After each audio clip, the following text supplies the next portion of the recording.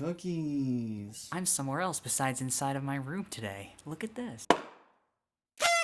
So I did miss this morning, so I apologize, but I'm going to tell you a quick little story here about knowledge that you didn't think you would use, but that I actually did use. So I've done youth leadership work with FCCLA, which is a nonprofit, a career and technical student organization. One conference, they volunteered me, they commandeered me 2 weeks before the conference began to recreate PowerPoints and to help them run the presentations of the conference, the sessions, using the Mac that's sitting in my room. I actually hauled this thing to Syracuse, so I drove myself all the way up to Syracuse with this Mac between two pillows inside of a laundry basket and everything else that I needed to be able to run the sessions. I started working on the sessions before the conference, but the highlight of the conference was the problems that I did not anticipate happening. Me and my little table between dinner tables of food, setting up this Mac with a projector, a mouse, a keypad, and then we actually had to buy the Apple piece that connected to the Mac and was able to use the software of an older projector that we had, which we magically found, which was amazing. Didn't expect that to happen. What's amazing is during the sessions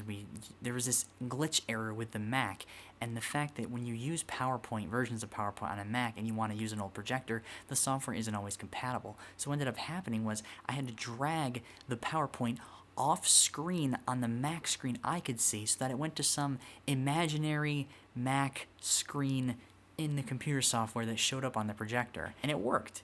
And that's how I did it.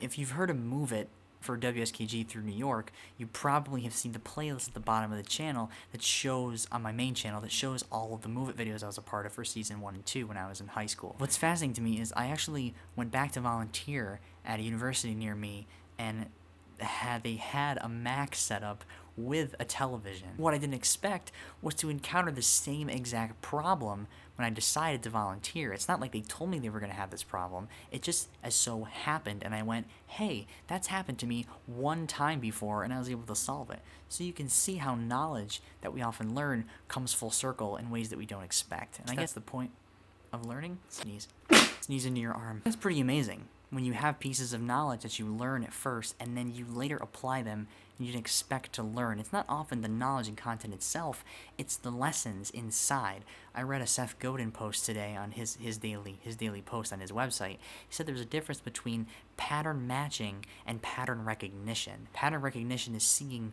similar circumstances and not taking action to match, but just noticing and then being able to use that pattern to do something new and creative. Pattern matching, on the other hand, is using what's happened before that's always worked. And that sometimes works, a method in the past that's worked. But you can't do the same thing over and over and over again and expect different results. That's the definition of insanity, right? So what I've been thinking about recently is being able to be aware enough to notice when things go the same way under different conditions and being able to see that. That small story is a reason I daily journal, and I started this little life experiences journal because it's got little windows into stories like that I would easily forget had I not written them down.